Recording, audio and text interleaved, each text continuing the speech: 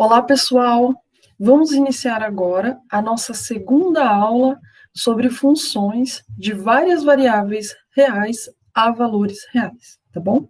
Nessa segunda aula, estudaremos gráficos e curvas de nível para funções de duas variáveis, tá bom? Bom, vamos relembrar rapidamente, né, como nós procedíamos para desenhar, para produzir, né, até mesmo para interpretar o gráfico de uma função de uma variável. Tá? Nós fizemos isso lá na disciplina de cálculo 1, tá? Acredito que a maioria de vocês fizeram, né? Então, rapidamente lembrando, se eu considero, por exemplo, essa função aqui de uma variável, a função que para um número x real associa o número real x ao cubo. Domínio dessa função não tem problema, né, de definição, então o domínio é o conjunto de todos os reais, tá? Então, o gráfico dessa função, pessoal, né, é essa curva que está aqui, ó, em azul, né? Esse que está em azul é o gráfico da f. Esse desenho é o gráfico da f.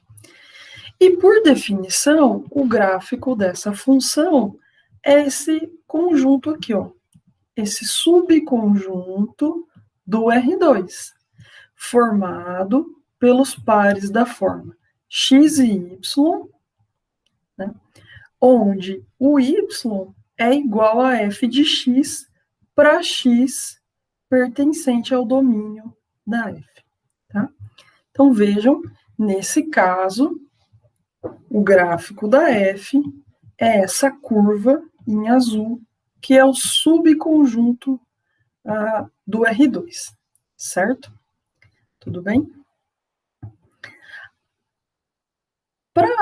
Para funções, pessoal, de várias variáveis, como nós procedemos? Nós procedemos de uma maneira muito parecida, né? Porque, vejam, então, só observar mais uma coisa, né, antes de continuar, é que x é um número real, né, aqui nessa definição de gráfico. Mas qual número real? Na verdade, x é um ponto do domínio da f, certo? Porque está aqui, ó, para a gente obter o y ele vem como? Ele vem de f aplicada em x. Esse x aqui, ó, o que está no domínio da f, certo? Este x, né? Então, tudo bem que nesse caso x é um número real, mas é um número real especial. É um número real que pertence ao domínio da f. E o y, a segunda coordenada, ele é obtido como? Ele é obtido através da f, aplicando f em x. Tá? Mas, e agora para o caso de função de mais de uma variável? Como nós procedemos? Exatamente da mesma forma. Só que agora, o ponto do domínio não é mais um número real. Não necessariamente, né? Pode ser quando n for igual a 1, mas pode ser que seja um par do R2. Pode ser que seja uma tripla do R3, tá? E por aí vai. Então, a definição de gráfico agora é a seguinte, pessoal. É uma generalização daquela que nós estudamos em cálculo 1. Então, seja f uma função cujo domínio é um subconjunto do Rn, assumindo valores reais, tá? Então, definimos o gráfico de f como o seguinte subconjunto de Rn mais 1, tá? Então, o gráfico é o seguinte. Aqui, ó, nas n primeiras coordenadas, nós colocamos uma ênupla. Qual ênupla? Um ponto que pertence ao domínio da F, certo? E na última coordenada, nós colocamos um número real. Qual o número real? O valor de F aplicado nesta ênupla. Então, pessoal, aqui o detalhe é o seguinte, ó, aqui temos uma ênupla, tá? Pertence ao domínio da F. E aqui temos um número real, que é F aplicada nesta ênupla, tá bom? Essa é a definição de gráfico, tá? E agora é um subconjunto de Rn mais 1. Vejam que é uma generalização do que para funções de uma variável. Porque quando n é igual a 1, o gráfico é um conjunto de R2, é um subconjunto de R2. Ou seja, esse n mais 1 aqui, certo? Então, olha, no caso em que n for igual a 2, né? Ou seja, f é uma função cujo domínio é um subconjunto do R2, o gráfico de f é uma superfície contida em R3, tá? Quando n for igual a 3, ou seja, quando f for uma função cuja o domínio é um subconjunto do R3, não é possível desenharmos o gráfico, não é possível visualizar o gráfico. Por quê? Porque o gráfico da f é um subconjunto de R4, e aí não tem como, né, pessoal? Ele existe, ele está bem definido, porém não tem como a gente visualizar, porque ele mora em R4. Mesma coisa se o n for 5.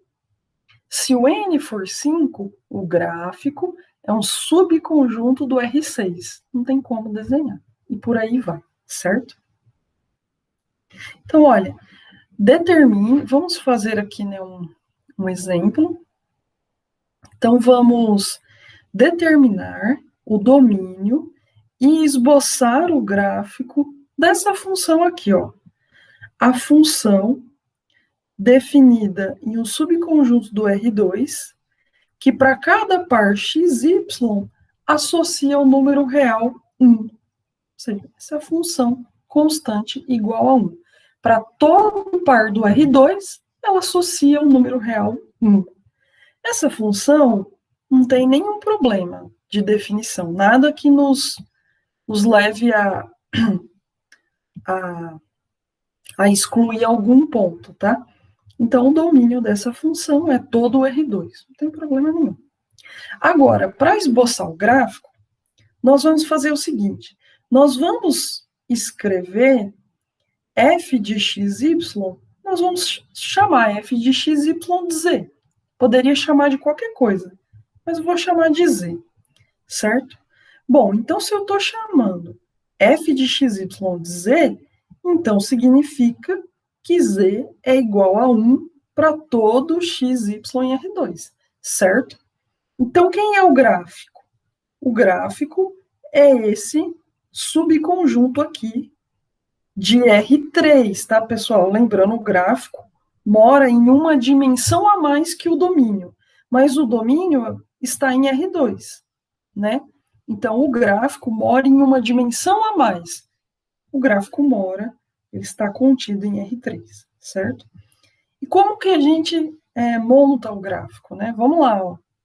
Por definição, o gráfico aqui, ó, as duas primeiras coordenadas, né, do gráfico é um par x e y, onde x e y tem que morar onde? No domínio da f. Nesse caso, o domínio é todo R2.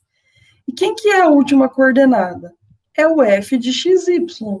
Mas f de xy, no nosso caso, desse exemplo aqui, sempre é 1, tá?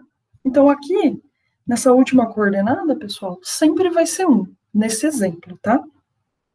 Então, olha, nesse caso, é possível desenhar o gráfico. Novamente, né, é um subconjunto do R3. Então, em R3, o gráfico é esse conjunto aqui. Em R3, então, é uma tripla, tá? onde as duas primeiras coordenadas dessa tripla é um par XY, onde x e y mora em R2, tá? O par XY mora em R2, então é um x qualquer da reta e um y qualquer da reta. É só outra forma de escrever, tá? E a última coordenada, y, é o valor de f de xy, mas f de xy sempre é 1, tá? Então, olha, se eu desenhar o R3 como está aqui nessa figura, nesse caso eu vou chamar esse eixo de x, esse eixo de y e esse eixo de z, tá? Esse, pessoal, é uma configuração para o R3, tá? Então, olha, do jeito que eu desenhei aqui, vejam que nós temos aqui uma espécie de uma cópia do R2 dentro do R3. Quem é essa cópia, pessoal? É esse plano aqui, ó, o X e o Y, certo?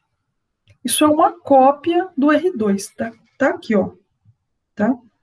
Onde o Z é igual a 0, né? Ou seja, aqui nessa base, né, pensamos assim, Z é 0, né? Então, isso é uma cópia do R2, dentro do R3, tá? Agora, o que a nossa função faz? A nossa função faz, ela pega todos os pontos do R2 e leva em 1. Ou seja, é como se eu estivesse deslocando essa cópia aqui, ó, do R2 para a altura, digamos assim, 1. Ou seja, para o valor z igual a 1. Então, é como se eu estivesse pegando esse plano XY, tá? Plano inteirinho, e transladando, levando ele para a altura 1. Então, essa altura 1, pessoal, eu não sou muito boa com desenhos, mas essa altura 1 é o que eu estou representando nesse plano em verde aqui, tá? Tudo bem? Então, esse é o gráfico da função, dessa função aqui. É esse plano em verde. Ele é uma cópia do R2, só que ele mora na altura 1 de Z. Então, esse pontinho aqui, ó, que eu estou pintando da cor abóbora, esse ponto aqui, ele é o 1 de Z. Aqui Z vale 1, certo? E o gráfico da F são todos esses pontos que estão em verde. Ou seja, isso é uma cópia do R2 dentro do R3 na altura 1, tá? Mais um exemplo. Determine o domínio e esboce o gráfico da função f de f, que pega um par xy e leva em raiz, leva no número real, raiz quadrada de 1 menos x ao quadrado menos y ao quadrado, tá? Então, novamente, pessoal, nós já fizemos uma observação dessa na aula passada, mas aqui, ó, é função, tá? Então, tem que estar claro, é mais. Eu poderia pôr um sinal de menos ali, né? Mas aí seria outra função. É mais raiz de 1 menos x ao quadrado menos y ao quadrado, tá? Então, vamos lá. Para determinar o domínio, nós temos que verificar onde essa função está bem definida, né? Então, nós temos uma raiz aqui, ó, né? Ou seja, isso aqui tem que ser maior ou igual a 0, certo? Então, se eu pegar essa inequação aqui e multiplicar a inequação inteira por menos 1, o que está escrito aqui em preto é equivalente ao que eu vou escrever em azul, certo? Então, isso é equivalente, tudo bem? E isso que eu acabei de escrever em azul é equivalente ao que eu estou reescrevendo agora. Tá? Então, ou seja, dizer que 1 menos x ao quadrado menos y ao quadrado é maior ou igual a 0 é equivalente a dizer que x ao quadrado mais y ao quadrado é menor ou igual a 1, certo? Tudo bem? Então, pessoal, esse é o domínio da F. É o subconjunto do R2 formado por todos os pares x e y, tal que x ao quadrado mais y ao quadrado é menor ou igual a 1. Tudo bem? Olha, esse subconjunto é um velho conhecido nosso, né? É o subconjunto do R2, esse que está pintado aqui. Se esse aqui for o nosso R2, tá? Então, o domínio da F, esse subconjunto aqui, é essa circunferência aqui, tá? Centrada na origem de raio 1, certo? Ou seja, esse desenho que está aqui em abóbora. Esse é o domínio da F, tá? Bom, e o gráfico? Então, lembrando, se o domínio da F é um subconjunto do R2, o gráfico é um subconjunto do R3. Então, vamos lá. Definição de gráfico, pessoal. O gráfico de uma função cujo domínio é um subconjunto do R2 é definido dessa maneira aqui. São todas as triplas, todos os pontos de R3, onde as duas primeiras coordenadas desse ponto são dessa forma aqui, xy, tal que xy pertence ao domínio da F. E a última coordenada é esse número real aqui. É f de x e y, tá? Então, esse é um número real. Então, novamente, como nós fizemos no exemplo anterior, se eu chamar f de xy de z, tá? Então, z é igual a raiz quadrada de 1 menos x ao quadrado menos y ao quadrado, tá? Mas isso, pessoal, essa igualdade aqui, ela é equivalente, né, se eu elevar todo mundo ao quadrado, a essa igualdade aqui. Ou seja, a primeira igualdade é equivalente a z ao quadrado igual a 1 menos x ao quadrado menos y ao quadrado. Mas aqui eu tenho que tomar um cuidado, pessoal. Né? Novamente, observemos que é função. Então, aqui é mais, tá?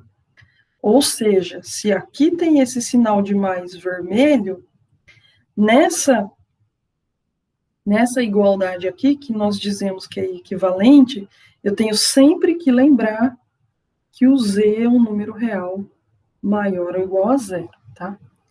Novamente, aqui poderia ser menos, mas aí aqui, z seria menor ou igual a zero, tá bom?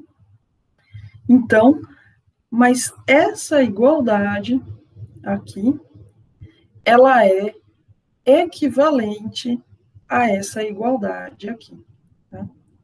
Ela é equivalente a dizer que x ao quadrado mais y ao quadrado mais z ao quadrado é igual a 1. Lembrando que z é maior ou igual a zero, tá?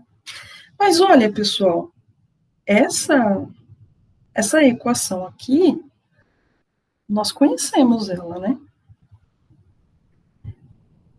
Essa equação, ela nos lembra a esfera de raio 1.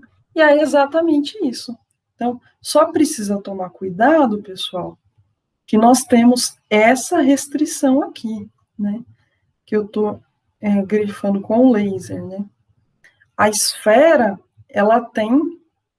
a esfera completa, ela pode ter z negativo, né?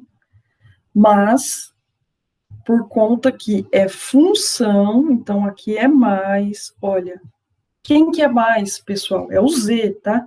Z é mais raiz de 1 menos x ao quadrado menos y ao quadrado. Por isso que o z é maior ou igual a zero, tá?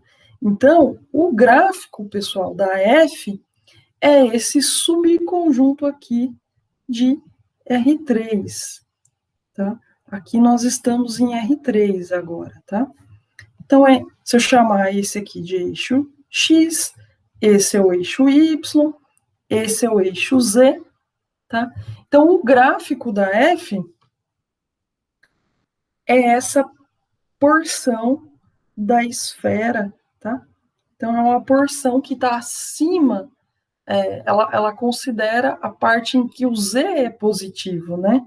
Então, vejam, esse é o eixo Z, né? O eixo Z está aqui, ó, esse que eu estou grifando com o laser. Então, cadê a parte negativa do eixo Z, pessoal? Ela está aqui, ó. A parte negativa do eixo Z é esse tracejado aqui para baixo. Mas o gráfico não toca essa parte, certo? Então, esse é o gráfico da F, tá bom? Mais um exemplo, pessoal, e esse exemplo é para motivar a próxima definição, que é a definição de curva de nível, tá? Então, esse exemplo é o seguinte: a temperatura em um ponto X e Y de uma placa de metal plana, ou seja, posso pensar que essa placa de metal é uma cópia do plano, uma placa plana de metal, tá? Então, a temperatura em um ponto X e Y de uma placa de metal plana é dada dessa forma aqui. Você escolhe um pontinho lá dessa placa, escolher um ponto onde você vai colocar o seu dedo. A temperatura lá é dada por essa expressão aqui, ó. A temperatura é 9x² mais 4y² graus, tá? Então, a primeira coisa, encontre a temperatura no ponto 1, 2. Ou seja, lá na sua placa, digamos que essa sua placa é uma chapa que você vai, não sei, fazer uma carne, tá? Aí você quer saber que temperatura está no ponto 1, 2. Então, você lá pegou a primeira coordenada da sua placa, vale 1, a segunda coordenada vale 2, aí você colocou o dedo lá, né? Provavelmente fez tss. Então, a quantos graus está no ponto 1, 2? Ora, no lugar do X você coloca 1, no lugar do Y você coloca 2. É só isso. Então, ficou 9 vezes 1², que é 9. Tá? E 4 vezes 2². Mas 2² é 4. Então, ficou 4 vezes 4. 4 vezes 4 é 16. 16 mais 9 é 25. Então, a sua chapa, nesse ponto, está aquecida a 25 graus. Não é, talvez, a melhor temperatura para se fazer um bife, né? Certo? Então, vamos lá. Item B. Encontre a equação da curva ao longo do qual a temperatura tem valor constante igual a 36. Ou seja, o que é para encontrar? É para encontrar todos os pontos X e Y da placa, onde a temperatura da placa é constante e igual a 36. Ou seja, então, o que nós estamos procurando? Nós estamos procurando X e Y, tal que quando eu aplico na função, o valor é 36 graus. Mas procurar tal par X e Y é resolver essa equação aqui, certo, pessoal? Né? É resolver a equação 9x² mais 4y² igual a 36. Mas 36 é diferente de zero, então eu posso pensar, por exemplo, em dividir essa equação inteira por 36. Então, olha, 9 dividido por 36, ou melhor, né, 36 dividido por 9 é 4. Então, fica 1/4 aqui multiplicando o x ao quadrado. Mesma coisa, 36 dividido por 4 é 9. Então, tem 1/9 aqui multiplicando o y ao cubo. E 36 dividido por 36 é 1. Tá? Agora, pessoal, e essa equação aqui? Essa equação, ela é familiar, né? Imagino que a maioria de vocês fez o curso de geometria analítica. Essa equação é uma elipse, certo? Então, o item C é o seguinte: esboce a curva do item B, né? Porque, olha, a solução do item B, qual que é? A solução do item B são todos os pares x e y do R2, tal que x ao quadrado sobre 4 mais y ao quadrado sobre 9 é igual a 1. Ou seja, a solução do item B é uma elipse, né? Então, o item C é esboce o item C, né, é esse aqui. Esboce a curva do item B. Ora, tal esboço, pessoal, como eu disse, é desenhar essa curva aqui, a curva representada por essa equação. Mas isso é uma elipse, né? Porque, olha, 4, pessoal, é 2 ao quadrado. E 9 é a mesma coisa que 3 ao quadrado, tá? Então, essa é uma elipse cujo eixo menor é esse aqui, certo? O eixo menor está sobre o eixo X. E o eixo maior é esse aqui. Ele está sobre o eixo Y, né? Então, a curva em verde é a curva que o exercício C pede para esboçarmos.